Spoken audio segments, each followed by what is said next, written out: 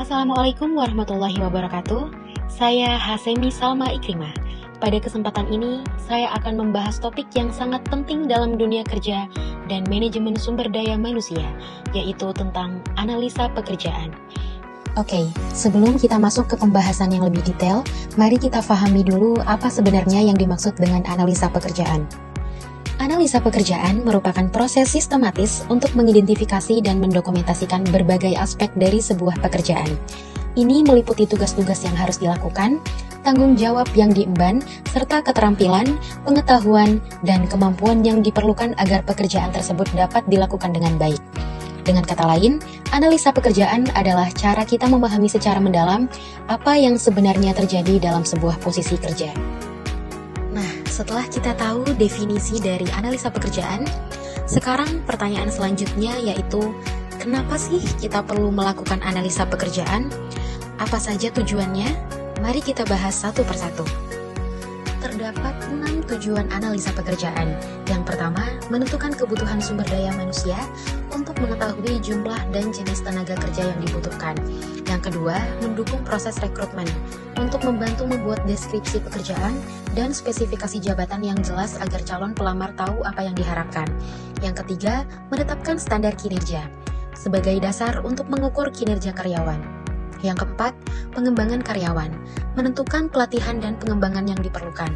Yang kelima, penentuan gaji dan tunjangan, menilai-nilai pekerjaan untuk menentukan kompensasi yang adil. Dan yang terakhir, meningkatkan efisiensi organisasi. Dengan memahami pekerjaan secara detail, organisasi bisa mengoptimalkan proses kerja.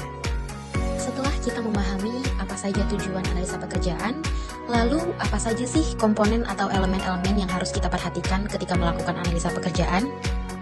Dalam analisa pekerjaan, ada beberapa komponen utama yang harus diperhatikan, yaitu yang pertama, tugas dan tanggung jawab, meliputi apa saja pekerjaan dan tanggung jawab yang harus dilakukan. Yang kedua, kondisi kerja, bagaimana lingkungan fisik dan sosial tempat pekerjaan dilakukan. Yang ketiga, alat dan peralatan, terdapat perangkat atau teknologi yang digunakan dalam pekerjaan.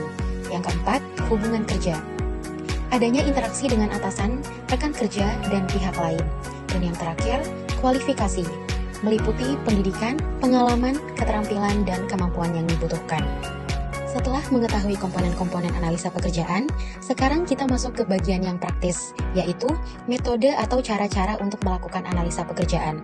Ada beberapa metode yang bisa kita gunakan, dan ini dia penjelasannya. Terdapat berbagai metode yang bisa digunakan untuk melakukan analisa pekerjaan. Di antaranya, yang pertama yaitu wawancara. Wawancara dapat dilakukan dengan bertanya langsung kepada karyawan atau supervisor untuk mendapatkan informasi detail. Yang kedua, observasi, yaitu melakukan pengamatan aktivitas kerja secara langsung di lapangan. Yang ketiga, kuesioner, menggunakan daftar pertanyaan yang harus diisi oleh pekerja terkait pekerjaan mereka. Yang keempat, catatan harian atau diary method. Karyawan mencatat aktivitas dan waktu yang digunakan untuk setiap tugas. Yang kelima, focus group discussion, melakukan diskusi kelompok untuk menggali informasi lebih dalam tentang pekerjaan.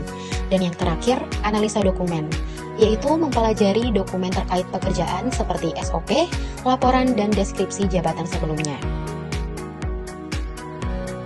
Selanjutnya, kita akan membahas secara lengkap apa saja manfaat analisa pekerjaan bagi organisasi.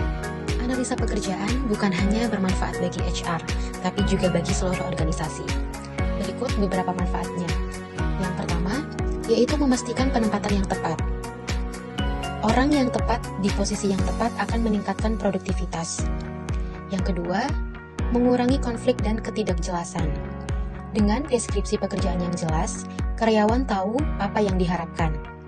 Yang ketiga, meningkatkan kepuasan kerja. Karyawan merasa dihargai karena pekerjaan mereka diakui dan didukung. Yang keempat, mendukung perubahan organisasi. Saat ada perubahan struktur atau teknologi, analisa pekerjaan membantu menyesuaikan peran dan tugas. Yang kelima, yaitu meningkatkan kompetensi sumber daya manusia. Dengan mengetahui kebutuhan keterampilan, pelatihan bisa dirancang lebih tepat sasaran. Dalam melakukan analisa pekerjaan, tidak selalu mudah. Ada beberapa tantangan yang sering dihadapi. Nah, apa saja sih tantangannya? Analisa pekerjaan juga menghadapi beberapa tantangan, yaitu seperti resistensi dari karyawan. Terkadang, karyawan merasa takut atau tidak nyaman saat dianalisa. Adanya perubahan pekerjaan yang cepat, teknologi dan proses kerja yang berubah cepat membuat data analisa cepat usang. Terdapat keterbatasan waktu dan sumber daya. Proses analisa yang mendalam memerlukan waktu dan tenaga yang tidak sedikit. Dan yang terakhir, subjektivitas data.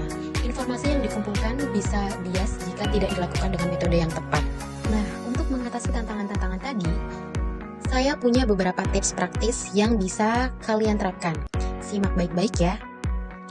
Terdapat 5 tips untuk melakukan analisa pekerjaan yang efektif. Yang pertama, libatkan karyawan secara aktif agar mereka merasa menjadi bagian dari proses. Selanjutnya, gunakan kombinasi metode untuk mendapatkan data yang lebih lengkap dan akurat.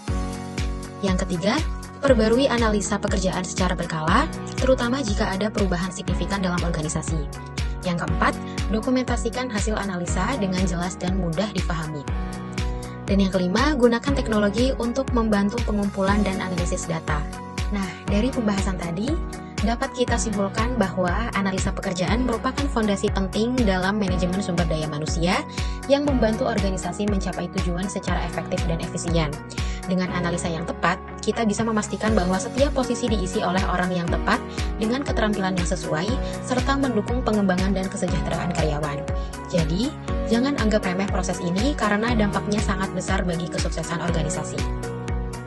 Dan itulah pembahasan lengkap tentang analisa pekerjaan. Semoga video ini bermanfaat dan menambah wawasan kalian tentang dunia HR dan manajemen.